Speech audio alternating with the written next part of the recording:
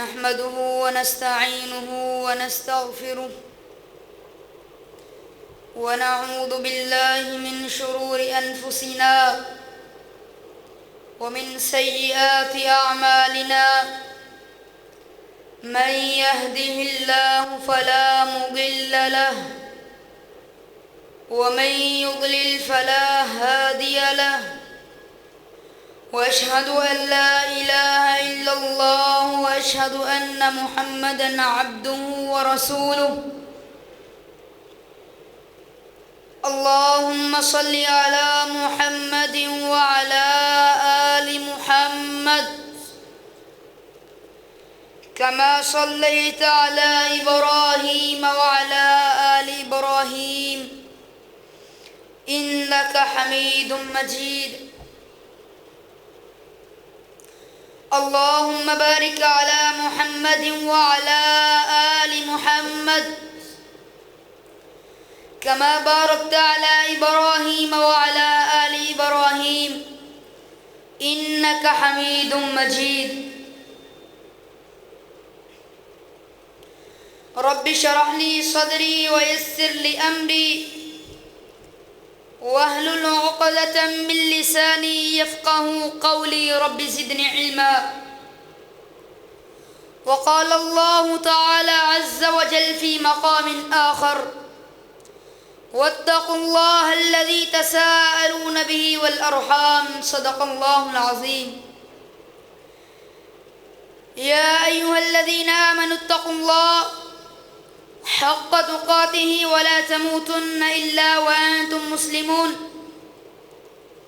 يا أيها الناس اعبدوا ربكم الذي خلقكم من نفس واحدة وخلق منها زوجها وبث منهما رجالا كثيرا ونساء واتقوا الله الذي تساءلون به والأرحام إن الله كان عليكم رقيبا اللهم طهر قلبي من النفاق وعملي من الرياء ولساني من الكذب وعيني من الخيانة فإنك تعلم خائنة الأعين وما تخفي الصدور سامعین محترم، حضرات ذی وقار،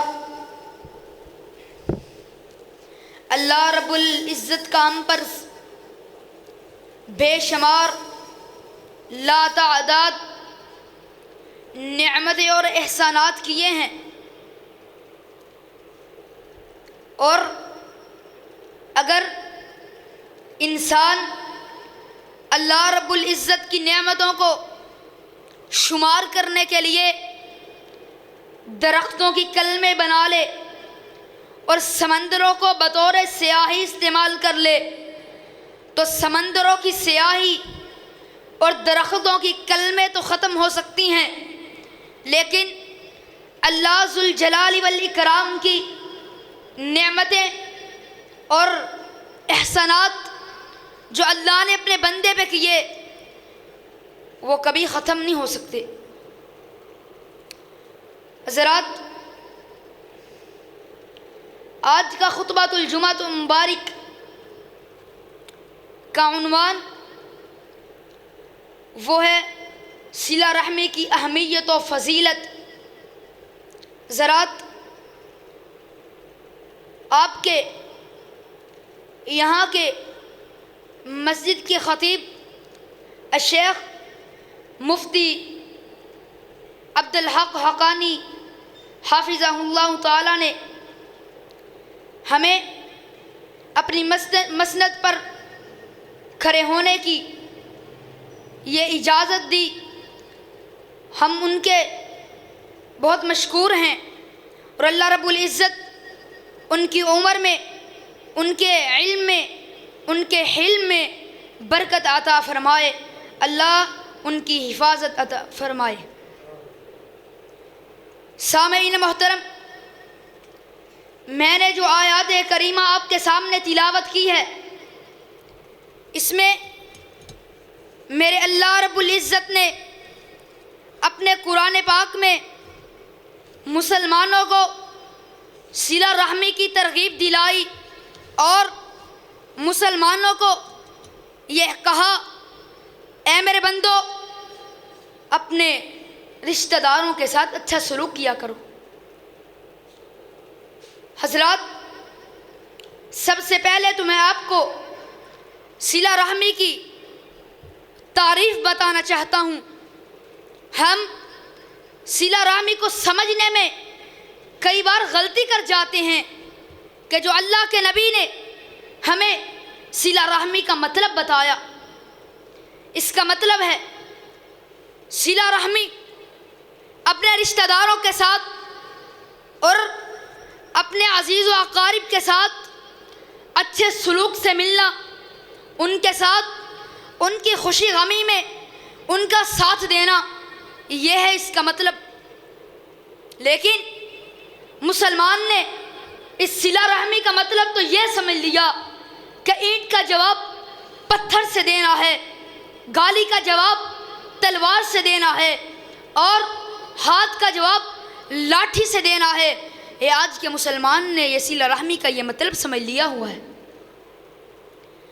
اللہ رب العزت نے مسلمانوں کو اس بات کا اعلان کیا، مسلمانوں واتقوا اللہ الذی تساءلون بہ والارحام، اے ایمان والو اللہ سے ڈرتے رہو، اللہ سے خوف کھاتے رہو۔ کون سا اللہ؟ جس کا واسطہ دے کر تم لوگوں سے اپنا حق طلب کرتے ہو، اس اللہ سے ڈرو۔ اور آگے اللہ نے فرمایا واتقوا اللہ الذی تساءلون بہ والارحام، جس کا واسطہ دے کے تم لوگوں سے اپنا حق طلب کرتے ہو، اس سے ڈرو اور قریبی رشتہ داروں کے معاملے میں اللہ سے ڈرتے رہو۔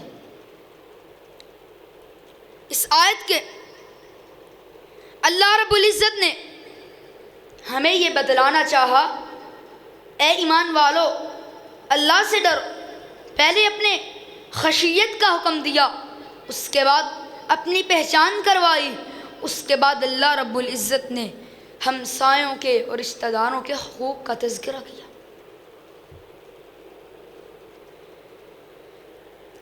میں آپ کے سامنے آج کے خطبۃ الجمعۃ المبارک میں 3 چیزیں رکھنا چاہوں گا۔ چیز تو ایک ہی ہے، لیکن 3 مقامات سے آپ کے سامنے تذکرہ فرماؤں گا۔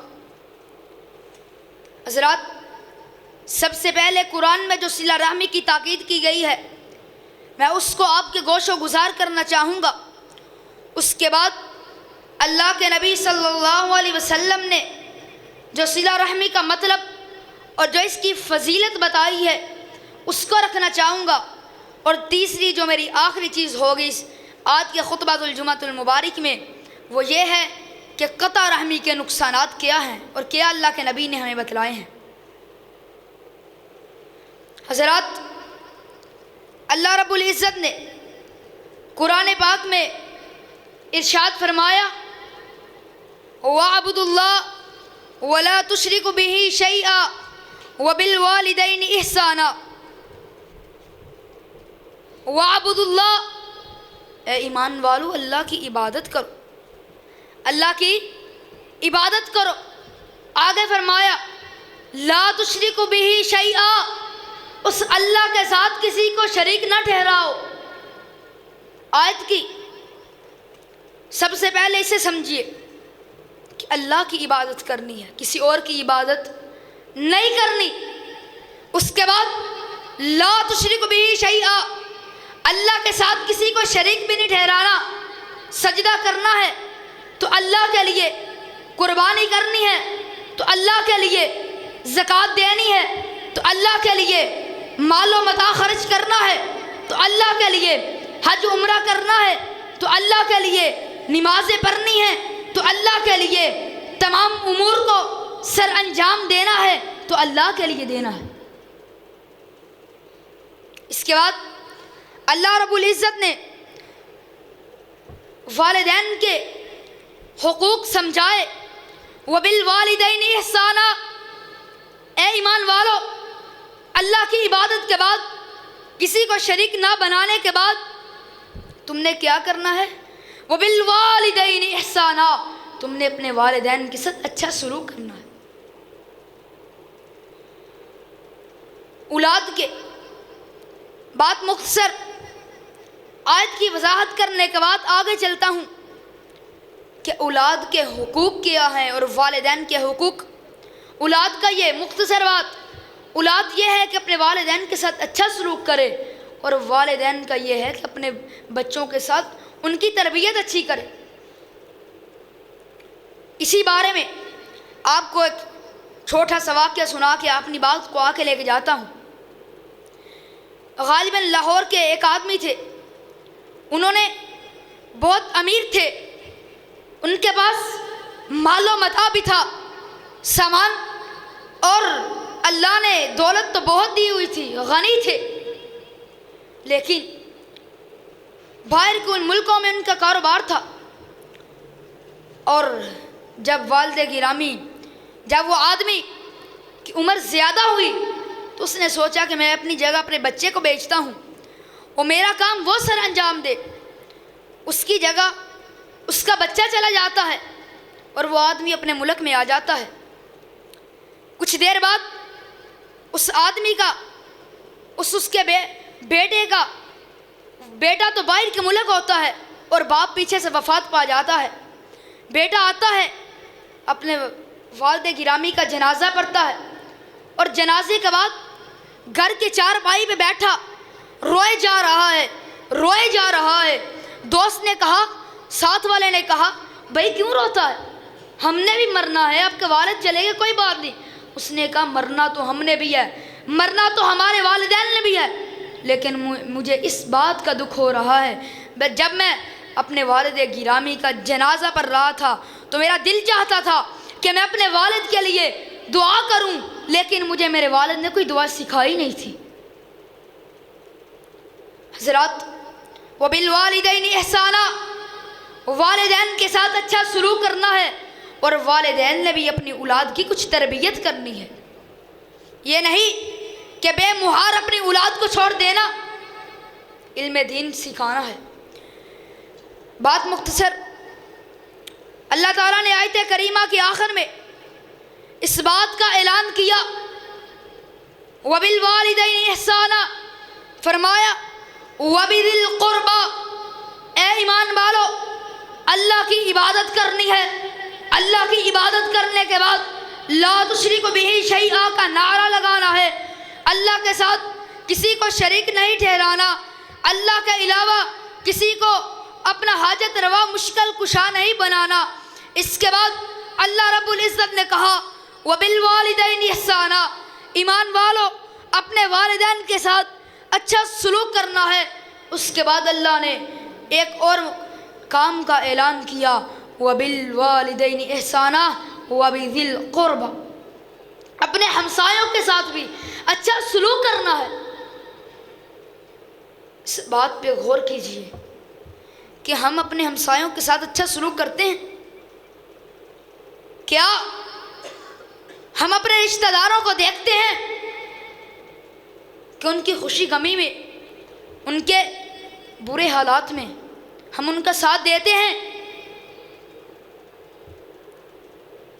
اس بات کو سوچنا چاہیے کہ اللہ نے جہاں اپنی عبادت کا حکم دیا، جہاں شرک سے بچنے کا حکم دیا، جہاں والدین سے اچھا سلوک کرنے کا حکم دیا، وہاں اللہ نے یہ بھی بات کی۔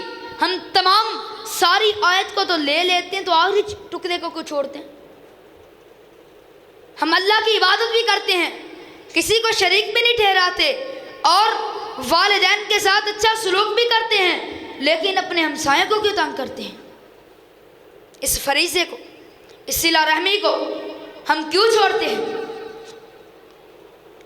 اس کے بعد اللہ رب العزت نے قرآن پاک میں فرماتے ہیں وَإِذْ أَخَذْنَا مِيثَاقَ بَنِي إِسْرَائِيلَ لَا تَعْبُدُونَ إِلَّا اللَّهَ، اللہ نے بنی اسرائیل کو اکٹھا کیا۔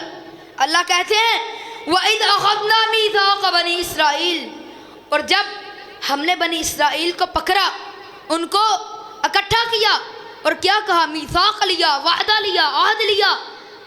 کس کا عہد کیا؟ لا تعبدون الا اللہ، تم اللہ کے علاوہ کسی کی عبادت نہیں کرو گے۔ حضرات، یہ بنی اسرائیل کی قوم، اسے اللہ کی لاڈلی قوم کہا جاتا ہے۔ اللہ نے ان پر بے شمار احسانات کیے، ان پر بہت سارے نعمتیں اتاری۔ کھانے کے لیے ان کے لیے آسمان سے من سلوہ آیا کرتا تھا۔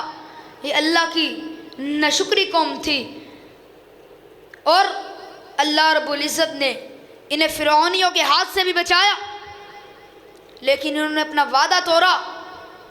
جب موسیٰ علیہ السلام اللہ سے ملاقات کرنے کے لیے گئے، انہوں نے پیچھے بچھڑا بنا کے اسے پوجنے لگ گئے، اس وعدے کا توڑ دیا۔ وعدہ کیا تھا؟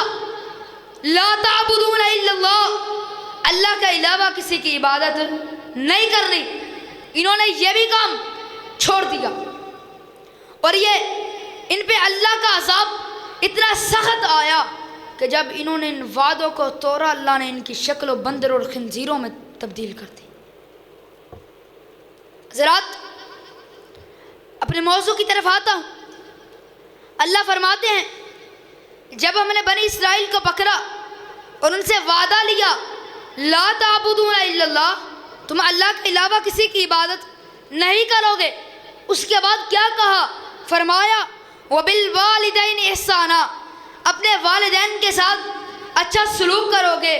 اللہ تعالیٰ کہتے ہیں ہمیں انہیں بھی سب سے پہلے اپنی توحید کا مسئلہ سمجھایا، اس کے بعد والدین کا مسئلہ سمجھایا، اس کے بعد اللہ رب العزت کہتے ہیں کہ ہم نے انہیں رشتہ داروں کا مسئلہ سمجھایا۔ اب اس بات سے اندازہ کیجئے کہ قرآن میں اللہ تعالیٰ کتنی تاکید کیا ہے۔ جتنا اچھا سلوک والدین سے کرنا، اتنا ہی اچھا ہمسایوں کے ساتھ کر۔ اس بات پہ غور کیجئے کہ آج ہمسایہ بھوکا ہوتا ہے، ہمسائے کے بعد ایک ٹائم کا کھانا نہیں ہوتا تو ساتھ والا عیاشیاں کرتا ہے، اپنے کاموں کو ویسے سر انجام دیتا ہے جیسے کوئی مسئلہ ہی نہیں۔ یہی بات ہے، اللہ کے نبی نے تو کہہ دیا تھا لن تزلوا ما تمسکتم بہ کتاب اللہ و سنت رسولی، اے امت محمدیہ تم اس وقت تک گمراہ نہیں ہوگے جب تک تم اللہ کے نبی کی حدیث اور قرآن کو تھامے رہو گے۔ ہم نے قرآن کو چھوڑا اور آج ہم بھٹک رہے ہیں۔ اس کے بعد اللہ رب العزت نے قرآن پاک میں ہی اس بات کا اعلان کیا، کیا فرمایا؟ ان اللہ یأمر بالعدل والاحسان وَإِيتَاءِ ذِي الْقُرْبَى، بے شک اللہ تمہیں حکم دیتا ہے، اللہ کا حکم آ گیا ہے بالعدل والاحسان، انصاف کا اور عدل کا، نیکی کا۔ کن کے ساتھ؟ اپنے ہمسایوں کے ساتھ۔ اللہ کے حکم کو جب سے جھٹلا دیا، ہمسایہ بھی تنگ، خود بھی تنگ، اور یہ صلہ رحمی کا فریضہ ہمارے اندر سے ایسے گیا جسے کوئی پتہ ہی نہیں، احساس ہی نہیں، کبھی سوچا ہی نہیں، بس ہمارا پیٹ بھر جائے۔ ہمیں اپنے سے غرض ہے، اپنے ہمسایوں سے نہیں، اپنے رشتہ داروں سے نہیں۔ آج معاشرے میں آپ نظر دورائیے، آپ کو زیادہ معلوم ہوگا کہ جہاں پہ ایک رشتہ داری جوڑنے والا ہوتا ہے، وہاں 20 رشتہ داری توڑنے والے ہوتے ہیں۔ آپ کو اس بات کا بھی اندازہ ہوگا کہ جو ہمارا بیٹھ کے فیصلہ کرنے والا ہوتا ہے اس کا بھی یہی دل ہوتا ہے، حالانکہ اسے کوئی فائدہ بھی نہیں ملنا، اس کا یہی دل ہوتا ہے کہ یہ رشتہ داری میں فساد پیدا ہو۔ یہ بات کو آج اپنے پلے باندھ کے لے جائیں کہ زندگی میں جب بھی جئیں گے اس دنیا میں جب بھی رہیں گے رشتہ داروں کے ساتھ اچھا سلوک کرتے رہیں گے اور اللہ کے نبی کی حدیثوں کو اور قرآن کے بتائے ہوئے فرامین کو اپنی زندگی میں عمل ان پر کرتے رہیں گے۔ اس کے بعد اللہ رب العزت نے قرآن پاک میں ہی ایک اور مقام پر ارشاد فرمایا وَآتِ ذَا الْقُرْبَى حَقَّهُ وَالْمِسْكِينَ وَابْنَ السَّبِيلِ، کیا فرمایا؟ اپنے رشتہ داروں کے ساتھ، مسکینوں کے ساتھ، مسافروں کے ساتھ، اور ان کا حق ادا کیا کرو۔ ان کا حق کیا ہے؟ رشتہ۔ اللہ تعالیٰ کہتے ہیں اے میرے بندو کیا کرو؟ رشتہ داروں کا حق ادا کرو، مسافروں کا حق ادا کرو، مسکینوں کا حق ادا کرو۔ ان کا حق کیا ہے؟ ان کی مدد کرو۔ ان کی مدد کیا ہے؟ ان کے ساتھ اچھا سلوک کرو۔ اور ان کے ساتھ اچھا سلوک کیا ہے؟ ان کی خوشی غمی میں، ان کے اچھے برے میں ان کا ساتھ دو۔ آپ کبھی سوچا کہ ہمارے پڑوس میں، ہمارے ساتھ والے گھر میں یتیم بچے اور بچیاں ہیں، ان کا گزارا نہیں ہوتا، کبھی سوچا کہ ہم ان کی مدد کریں؟ بات اسی چیز پہ آتی ہے لن تزلوا ما تمسکتم بہ کتاب اللہ و سنت رسول۔ یہ بات کو تھامیں کہ ہم نے دنیا میں جب بھی جینا ہے صلہ رحمی کے ساتھ جینا۔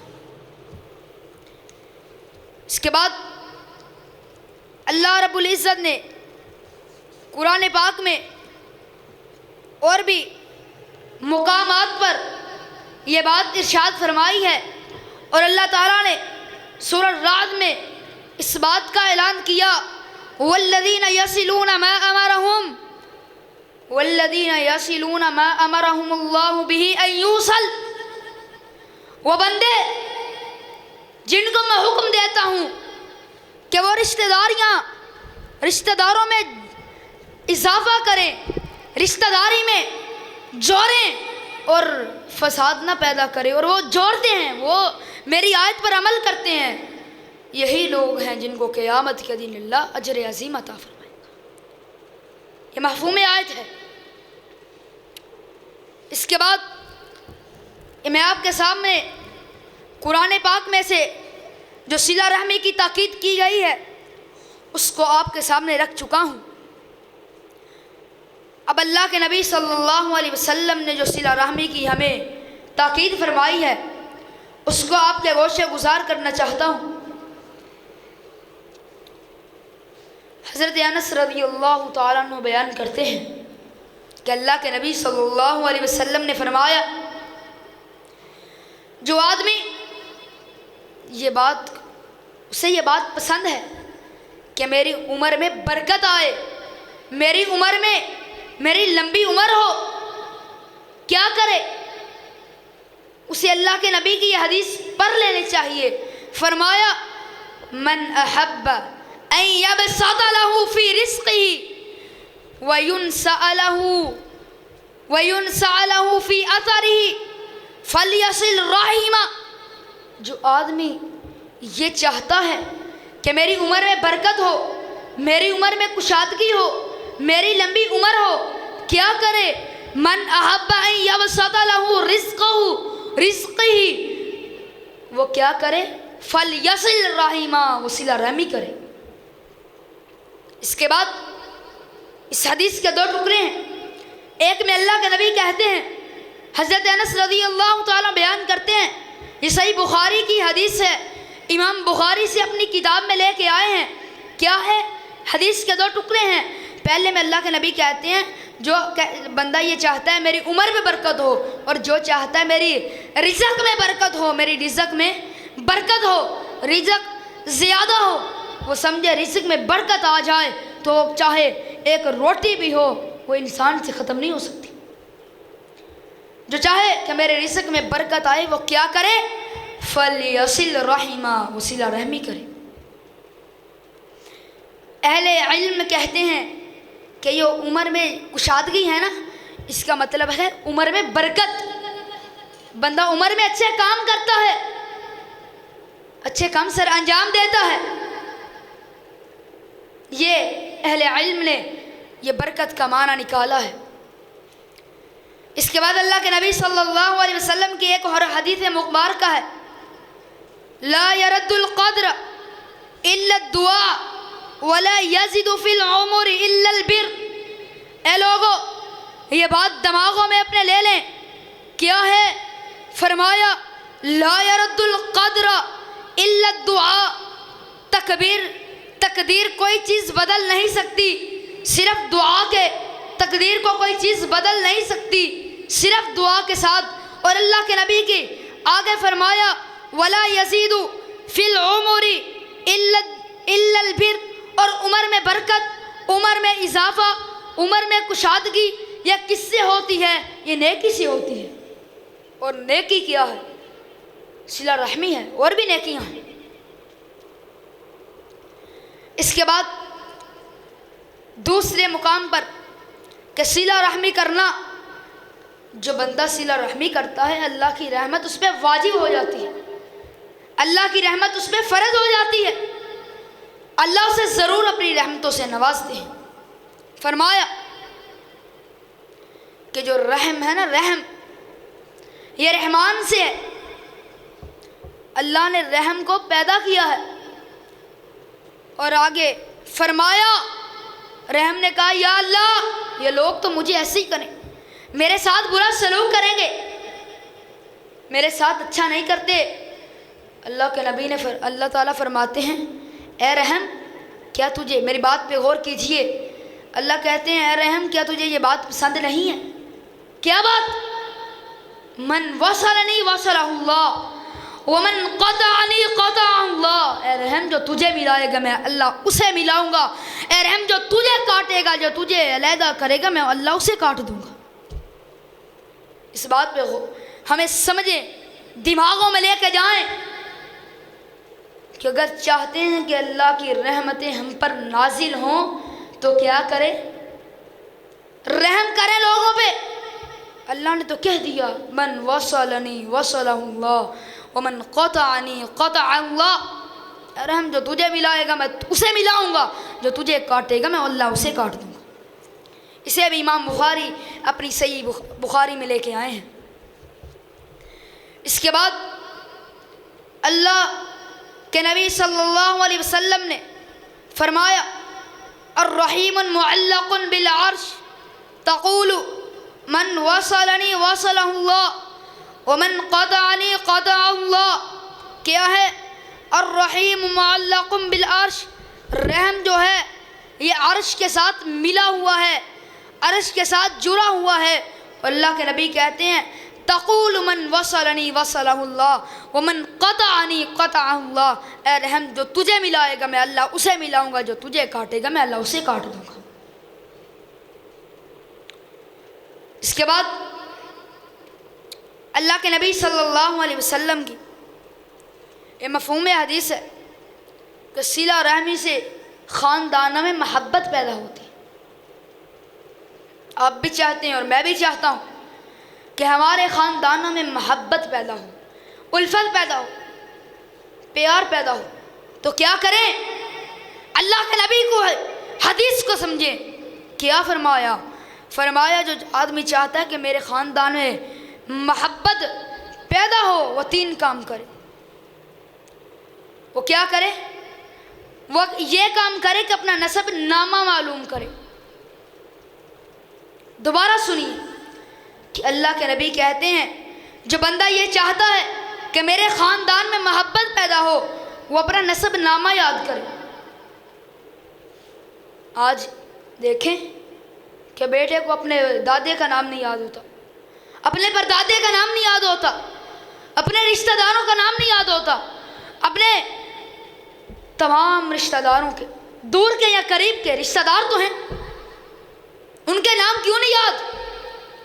والدین بھی کئی ایسے ہوتے ہیں وہ یہ بات کہہ کے ختم کر دیتے ہیں بھائی نام سے اچھا آپ اسکول جائیں، اسکول کی تعلیم پڑھیں، یہ دنیا کو چھوڑ بھائی اسکول اللہ کے نبی کی جو حدیث ہیں ان کو چھوڑیں اور یہ دنیا کی طرف آئیں۔ تو جب دنیا کی طرف آئیں گے تو ہمیں گھاٹا ملے گا، کیونکہ اللہ کے نبی اللہ تعالیٰ نے قرآن میں کہہ دیا فمن زحزح عن النار وادخل الجنۃ فقد فاز وما الحیات الدنیا الا متاع الغرور۔ یہ دنیا کی زندگی تو گھاٹے کا سامان ہے، اصل زندگی اور اصل علم دین ہے، اور اصل کامیابی وہ جنت ہے، یہ دنیا نہیں۔ جب ہم نے یہ کام کیے، رشتہ داروں سے روکا اپنے بچوں کو کہ ان کو نہ ملیں، یہ ایسے کریں گے، یہ ایسے کریں گے، تو پھر کیا ہوا؟ خاندانوں سے محبت اٹھ گئی، بیٹے کو دادے کا نام نہ یاد رہا، بیٹے کو پردادے کا نام نہ یاد رہا۔ جیسے باپ کو دیکھتے اپنے باپ کے ساتھ سلوک کرتے، ویسے بیٹا بھی کرتا ہے اپنے رشتہ داروں کے ساتھ۔ جیسے باپ اپنی بہنوں کے ساتھ برا سلوک کرتا ہے، جب وہ حصہ لینے کے لیے گھر پہ آئیں یا ویسے ان کے دماغ پہ کوئی خیال آئے تو یہ کہتا ہے بھئی آج سے بات ختم، اس بات کے نعرے لگاتا ہے۔ اور بیٹا کیا صلہ رحمی کرے گا؟ خاندانوں میں محبت نہیں، فساد پیدا ہوا، محبت نہیں، پیار اٹھ جائے گا، لڑائیاں پیدا ہوں گی۔ اللہ کے نبی نے فرمایا جو بندہ اپنا نسب نامہ یاد کرتا ہے نا، اس کے 3 فائدے ہوتے ہیں۔ نسب نامہ یاد کرنے کے کتنے فائدے ہیں؟ 3 فائدے۔ سب سے پہلا، خاندانوں میں محبت پیدا ہو جاتی ہے۔ دوسرا فائدہ کہ اللہ تعالیٰ مال میں اضافہ فرما دیتے ہیں۔ آج آپ دیکھیں مال لینے کے لیے بندہ نمازیں بھی چھوڑ دیتا ہے، قرآن بھی چھوڑ دیتا ہے اور پاگل ہو جاتا ہے، اور یہ اللہ کے نبی کی حدیثیں پڑھے اور قرآن کو سمجھے کہ قرآن کہتا ہے جو اپنے رشتہ داروں کے ساتھ اچھا سلوک کرتا ہے اللہ رب العزت اس کے مال میں اضافہ فرما دیتے ہیں۔ اور اس کا تیسرا فائدہ جو اللہ کے نبی نے ہمیں بتلایا، اجل میں تاخیر، انسان کی عمر اللہ تعالیٰ لمبی کر دیتے ہیں۔ لمبی سے مراد میں اپنے آپ کو پہلے بھی بتا چکا ہوں کہ اہل علم فرماتے ہیں لمبی عمر سے مراد یہ ہے کہ اپنی عمر میں انسان اچھے کام کر جاتا ہے، کوئی ایسا کام کر لیتا ہے کہ انسان کے پیچھے صدقہ جاریہ بن جاتے ہیں۔ اس کے بعد اللہ کے نبی صلی اللہ علیہ وسلم کی حدیث مبارکہ، اور جسے اللہ کے نبی صلی اللہ علیہ وسلم نے فرمایا ہے وہ کیا ہے کہ صلہ رحمی ایمان کی علامت ہے۔ کیا ہے؟ ایمان کی علامت۔ بات پہ غور کیجئے، اللہ کے نبی سے فرماتے ہیں من کان یؤمن باللہ والیوم الآخر فلیصل رحمہ، من کان یؤمن باللہ والیوم الآخر فلیصل رحمہ۔ جو بندہ یہ بات سمجھتا ہے، کیا بات؟ وہ اللہ پہ ایمان لاتا ہے، اللہ کے نبی پہ ایمان لاتا ہے، آخرت پر ایمان لاتا ہے۔ من کان یؤمن باللہ والیوم الآخر، جو انسان اللہ پہ ایمان لاتا ہے اور آخرت پہ ایمان لاتا ہے وہ کیا کرے؟ فلیصل رحمہ، وہ صلہ رحمی کرے۔ صلہ رحمی کا مطلب وہ نہیں سمجھنا جو ہم نے سمجھا، میں پہلے بتا چکا ہوں، اینٹ کا جواب پتھر نہیں ہونا چاہیے۔ کوئی آپ کے ساتھ برا کرتا ہے آپ اس کے ساتھ اچھا کریں، کوئی آپ کو نہیں بلاتا آپ اس کے ساتھ سلام لیں، کوئی آپ کو گالی دیتا ہے آپ اسے دعا دیں، کوئی آپ کو مارتا ہے آپ اسے پھر بھی دعا دیں۔ اصل صلہ رحمی تو یہ ہے، صلہ رحمی یہ نہیں کہ ہم اس کے الٹ دگنا کر کے ہمیں اسے اذیت پہنچائیں۔ اس کے بعد اللہ کے نبی صلی اللہ علیہ وسلم نے قرآن پاک میں اپنی حدیث میں ارشاد فرمایا، کیا فرمایا؟ کہ صلہ رحمی انسان کو جنت میں لے جانے والے اعمال میں سے، کہ جو آدمی جنت میں جانا چاہتا وہ کیا کرے؟ وہ یہ کام کرے، کیا کرے؟ تعبد اللہ لا تشرک بہ شیئا، سب سے پہلا کام اللہ کی عبادت، کیا؟ اللہ کی عبادت کرے۔ اس کے بعد لا تشرک بہ شیئا، اللہ کے علاوہ کسی کو شریک بھی نہ ٹھہرائے۔ اور اس کے بعد کیا کرے؟ وَتُقِيمُ الصَّلَاةَ وَتُؤْتِ الزَّكَاةَ وَتَصِلُ الرَّحِمَ، 3 کام اور کرے، یہ 5 کام کرنے والا اللہ اسے جنت میں لے جاتے ہیں۔ وَتُقِيمُ الصَّلَاةَ، اور نماز کو قائم کرے، وَتُؤْتِ الزَّكَاةَ، اور زکوٰۃ کو دے، اور فرمایا آگے فرمایا وَتَصِلُ الرَّحِمَ، اور صلہ رحمی کرے۔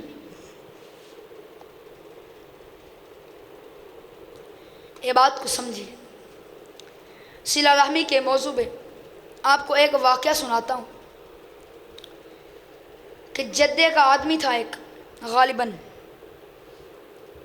اتنا نمازی پرہیزی نہیں تھا اور اتنے اچھے اعمال کرنے والا نہیں تھا۔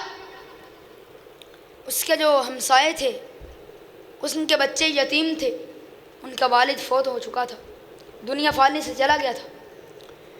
وہ بندہ کیا کرتا تھا، جب بھی اپنے گھر کے لیے سامان لے کے آتا تھا، یعنی مثال کے طور پہ اپنے گھر کے لیے کچھ سودا صرف لے کے آیا ہے تو اتنا ہی اپنے ہمسایوں کو گیٹ پہ رکھ دیتا تھا جا کے۔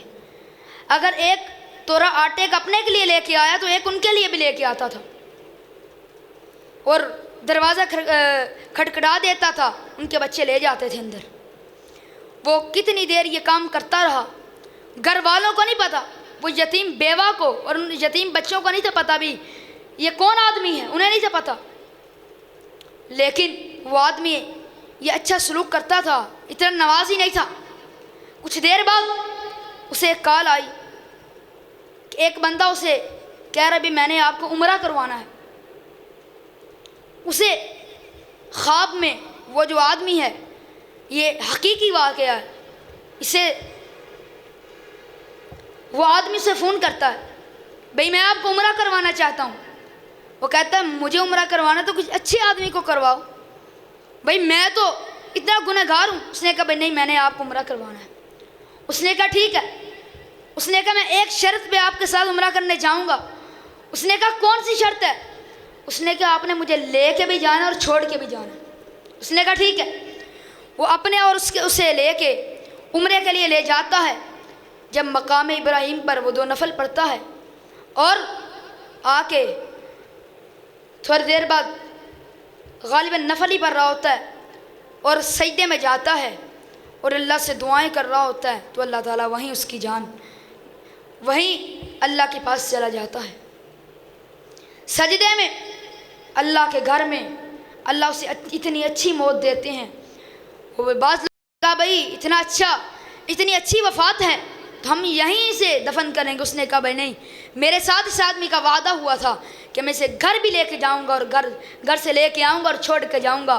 اس نے چھوڑا، اور دیکھے یہ غور کریں، اس آدمی نے اس یتیموں کا خیال رکھا، اپنے رشتہ داروں کے ساتھ صلہ رحمی کی، ان کا خیال رکھا، ان پر توجہ دی، تو اللہ نے اسے کتنی اچھی موت سے نوازا۔ کہ ہمیں بھی کبھی اس بات کی سوچ آئی ہے کہ ہم بھی اپنے رشتہ داروں کے ساتھ ایسا سلوک کریں؟ اس کے ساتھ اللہ کے نبی صلی اللہ علیہ وسلم نے فرمایا کہ صلہ رحمی اللہ کو سب سے زیادہ محبوب عمل میں سے ہے۔ خثعم قبیلے کے کچھ آدمی اللہ کے نبی صلی اللہ علیہ وسلم کے پاس آئے، اور ان کا جو امیر تھا نا، اس کے ساتھ چند آدمی تھے۔ اس نے آ کے کہا بھی اللہ کے نبی صلی اللہ علیہ وسلم سے پوچھتا ہے، اللہ کے نبی اللہ کو سب سے پیارا عمل کون سا لگتا ہے؟ اللہ کے نبی کہتے ہیں اللہ پر ایمان لانا۔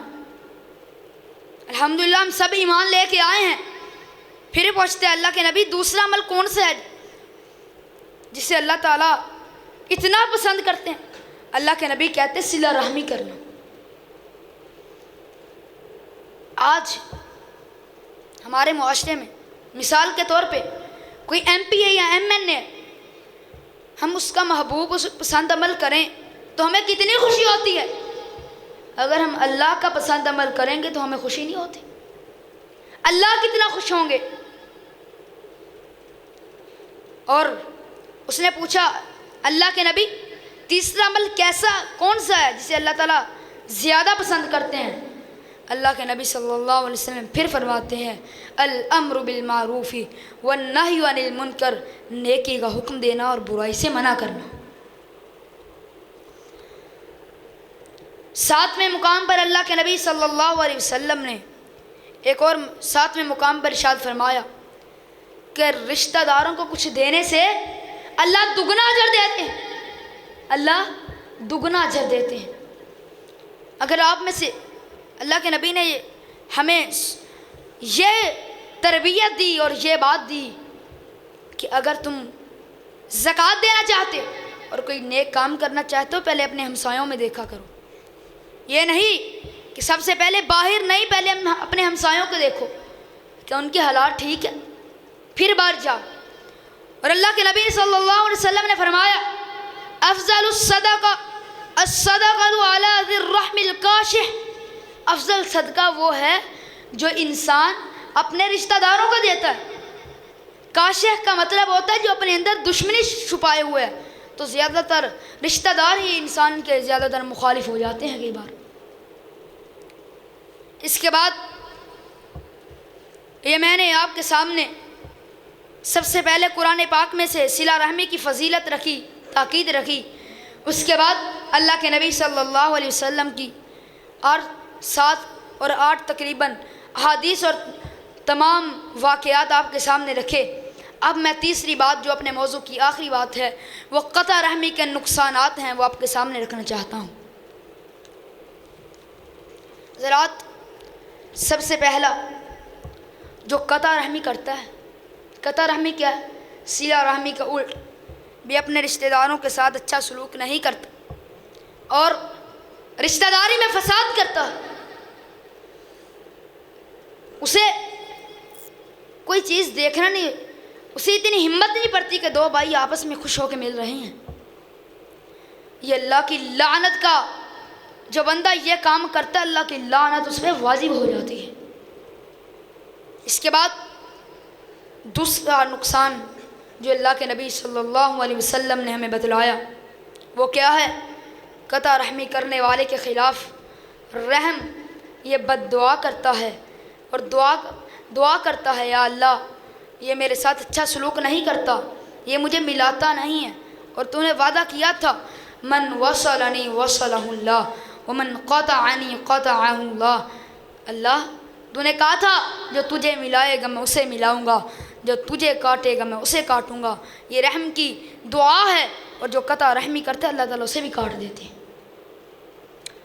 اور تیسرا، اللہ کے نبی صلی اللہ علیہ وسلم نے فرمایا قطع رحمی اور بغاوت 2 ایسے گناہ ہیں کہ ان کی سزا دنیا میں مل جاتی ہے.